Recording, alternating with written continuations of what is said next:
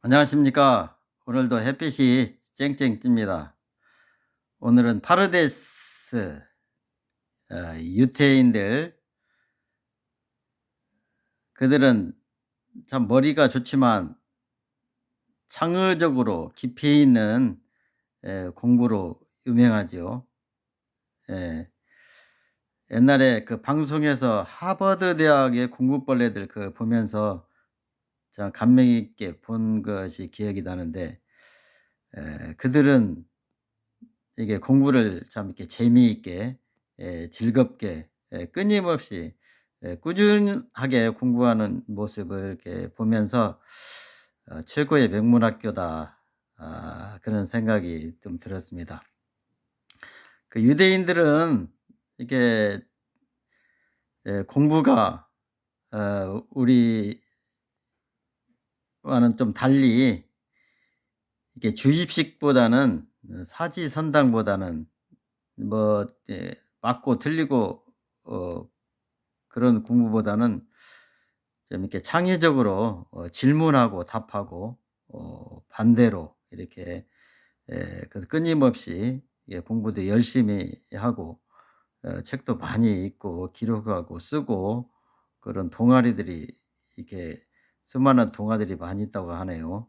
그래서 그 밥상에서도 대화도 많이 하고, 또 소그룹, 중그룹, 대그룹, 적은 개념에서 큰 개념부터 이렇게 끊임없이 대화를 에 또 이렇게 하는 것을 이렇게 보면서 그들이 전체적으로 공부를 잘한다고 합니다.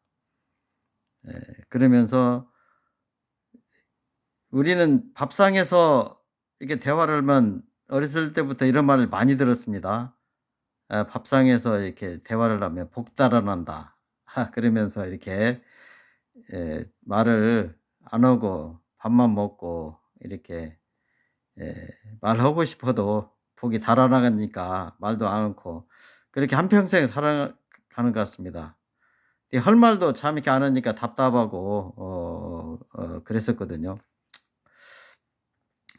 또 이렇게 유대인들은 어떤 주제에 대해서 허심탄회하게 어떤 모임에서, 공간에서 열린 사고, 열린 마음으로 이렇게 의문사항이나 알고 싶은 그런 부분들은 또 질문하면 또 알려주는 그런 학생들도, 교수도, 주변에 그런 사람들이 에 참 많이 있어서 똑같이 성장하는 것 같습니다. 예.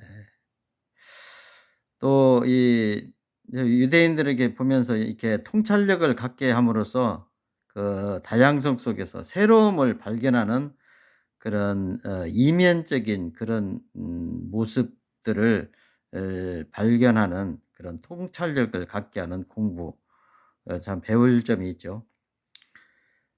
좀 이게 그들은 깊이 있는 연구를 통해 문장 속에서 뜻을, 또 숨겨진 의미를 찾아내고 숨겨진 비밀 속에서 신비적인 내용을 찾는 그런 공부.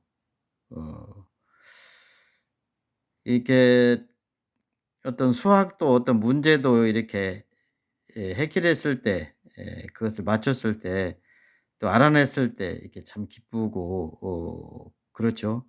우리 뇌는 똑같은 걸 반복하기보다는 뭔가 새로운 것을 찾고 생각하고 발가 발견했을 때 이렇게 뇌가 활성화됐다 된다고 합니다.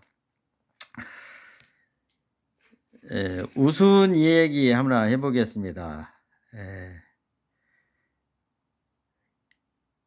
그래서 우리 한국은 대체적으로 이렇게 말을 안 하죠. 질문 같은 것도 안 하고. 어느 날 참새 어머니가 하도 말을 않고 어 이게 모이만 줘 먹으니까 참새 새끼가 너무나 답답한 거예요. 그래서 이렇게 뭔가 말을 하려고 해도 이렇게 어머니가 말을 안 하니까 에 가만히 있었는데, 어느 날 닭하고 어 병아리하고 이렇게 딱 모여 가지고 닭이 먼저 선창을 딱 하더랍니다. "닭다리 잡고, 닭다리 잡고, 닭다리 잡고." 그게 옆에서 병아리가 "삐약, 삐약, 삐약." 이중창이 됐죠. 닭다리 잡고 삐약, 삐약. 닭다리 잡고 삐약, 삐약. 닭다리 잡고 삐약, 삐약. 근데 옆에 있는 참새 새끼가 가만히 듣다 보니까 뭔가 하긴 해야 되는데 일단 죽거나 살거나 한번 이게 입을 벌렸답니다. 그래서 짹짹, 짹짹, 짹짹. 그러니까 삼중창이 된 거예요. 어 그래서 "한번 해 보자. 닭다리 잡고 삐약, 삐약. 짹짹. 닭다리 잡고 삐약, 삐약. 짹짹. 닭다리 잡고 삐약, 삐약. 짹짹." 그래서 거기에 있는 모든 사람이 예 한바탕 웃음의 대잔치를 열었다고 합니다. 닭다리 잡고 삐약삐약 짹짹. 좀 뭔가 되네요. 예. 예 그렇습니다. 예. 이렇게 그 20 세기 최고의 화가 피카소라는 분 알죠? 예. 피카소 아버지는 그 아들이 그림의 천재성을 알고 피카소에게 매일 비둘기 다리만 그리라고 했습니다. 비둘기 다리만. 그러니까 어 피카소는 비둘기 다리만 1년 이상 그려야 하는 힘든 시간을 과정 속에서 아버지가 그리라고 하니까 얼마나 힘들겠어요. 다리만. 다리만 1년 동안 그리고 있었는데 그런 과정 속에서 힘든 과정 속에서 사물을 유심히 통찰하는 습관을 기르게 되었답니다.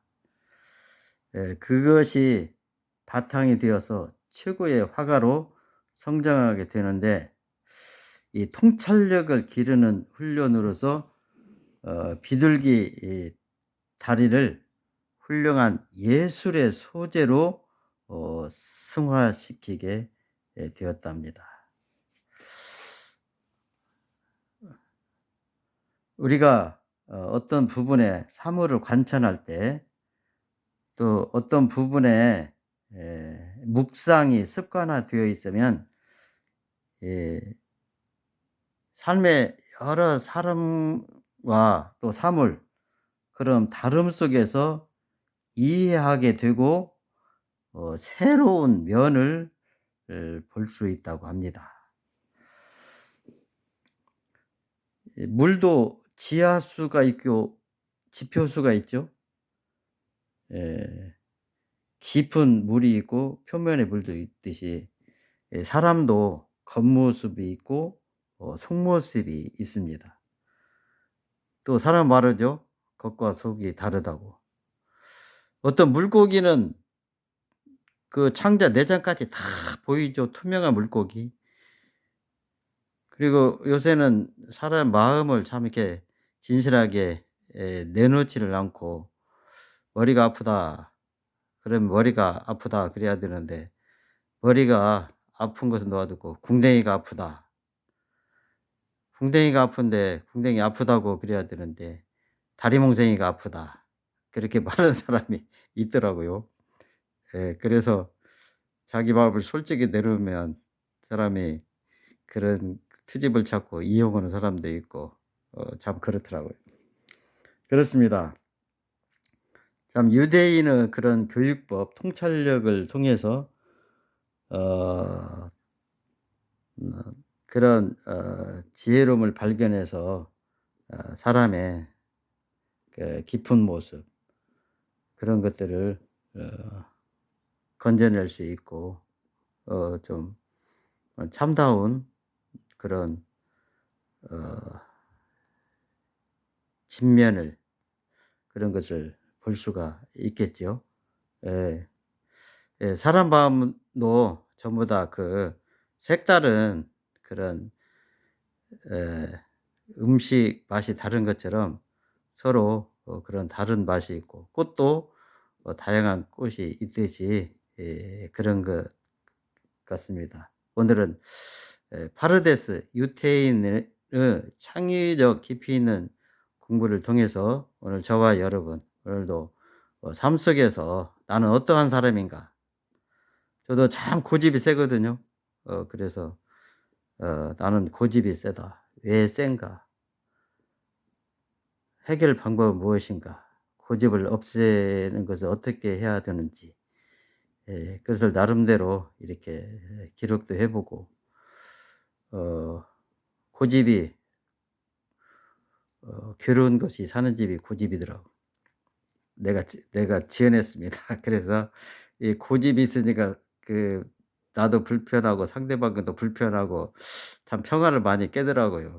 그러면서 좀 합리적으로 좀 이렇게 에 모든 것을 평화를 깨치지 않는 방향으로 물줄기를 잡고 해답을 찾으려고 합니다. 여러분도 어떤 나 자신이 어떤 사람인가, 어떤 부분에 내가 불편한가, 어떤 부분에 괴로운가, 어떤 부분에 상처가 있는가, 어떤 부분에 고통이 있는가, 그런 것을 한번 이름을 적어서 그것을 원인이 무엇인가, 왜 그런가, 해답은 없는가, 그런 것을 해답도 또 이렇게 여러 콘텐츠를 보고 찾아보고 또 답을 발견하고 한번 내 자신이 환자가 되고 의사가 되어서 처방전을 내리고 또 약을 지어 먹는, 또 어 의 의사가 없으면 또 전문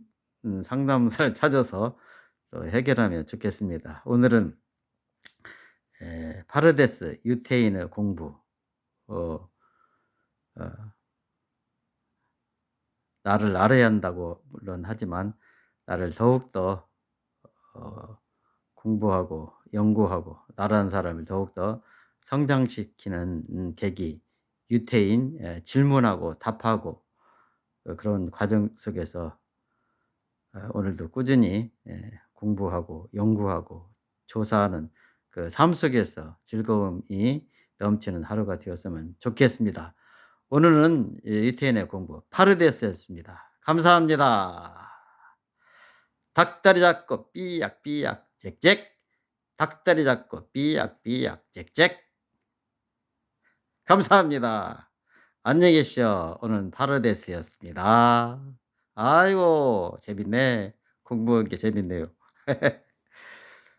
안녕히 계십시오.